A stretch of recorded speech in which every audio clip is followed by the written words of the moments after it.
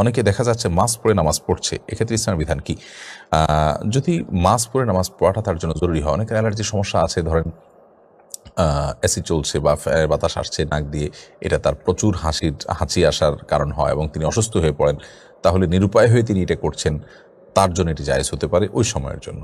কেউ এই জাতীয় কোনো সমস্যার মধ্যে আছেন যে মাস্ক না পড়লে তিনি ক্ষতিগ্রস্ত হচ্ছেন, ক্ষতিগ্রস্ত হওয়ার আশঙ্কা দেখা দিয়েছে, সেই জায়গায় তিনি করেছেন। স্বাভাবিক অবস্থাতে মাস্ক পরে নামাজ পড়া জায়েজ নয়, মাকরুহ, কারণ নবী করিম সাল্লাল্লাহু আলাইহি ওয়াসাল্লাম মুখ ঢেকে সালাত আদায় করতে নিষেধ করেছেন। হাসান আল মামুন আপনি লিখেছেন, ক্রিকেট খেলা আমার অনেক পছন্দের, আমি ক্রিকেট খেলি। টাকা পয়সার আদান প্রদান ছাড়া আমি কি খেলাধুলার বিভিন্ন টুর্নামেন্ট খেলতে পারবো? টাকা পয়সার আদান প্রদান ছাড়া আপনি বিভিন্ন টুর্নামেন্ট খেলতে চাইলে খেলতে পারেন, কোনো অসুবিধা নেই।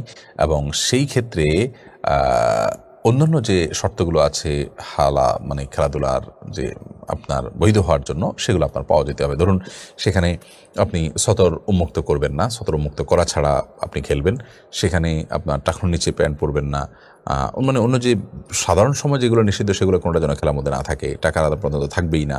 তাছাড়া এটা হবে শুধুমাত্র শারীরিক কসরতের জন্য, মানসিক রিফ্রেশমেন্ট ইত্যাদির জন্য, তো এটা জায়েজ অবশ্যই আছে, আপনি করতে পারেন, কোনো অসুবিধা নেই। এমনি জামিরুদ্দিন আপনি লিখেছেন, আমাদের দেশের অনেক শিক্ষার্থী উন্নত দেশগুলোতে পড়াশোনা করতে যায়, পড়াশোনা শেষে সেখানে চাকরি নিয়ে স্থায়ী নাগরিকত্ব গ্রহণ করে, এটা জায়েজ আছে কিনা? অমুসলিম প্রধান দেশে স্থায়ীভাবে বসবাস করা, শুধুমাত্র উন্নত জীবনযাপন করার জন্য এটা জায়েজ নাই। পরিষ্কারভাবে নবী করিম সাল্লাল্লাহু আলাইহি ওয়াসাল্লামের হাদিসে ইহুদি খ্রিস্টানদের দেশে মুশরিক এবং অমুসলিমদের জনপদে বসবাস করার ব্যাপারে নিষেধাজ্ঞা রয়েছে। তবে সেখানে কেউ যদি কোনো কাজে যান, সে কাজ ছেড়ে তিনি চলে আসলেন, শিক্ষার জন্য গেলেন, ব্যবসার জন্য গেলেন, কোনো অফিসিয়াল মিটিংয়ে গেলেন, সেটি জায়েজ আছে। আর যদি সেখানে কেউ যান,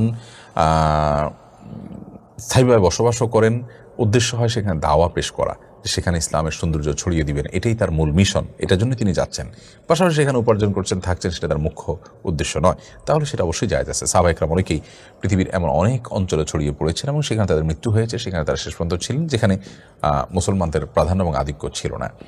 তো দাওয়াতের উদ্দেশ্যে যদি হয়, দিনের উদ্দেশ্যে যদি হয়, সেটি অবশ্যই জায়েজ হবে ইনশাআল্লাহ তাআলা।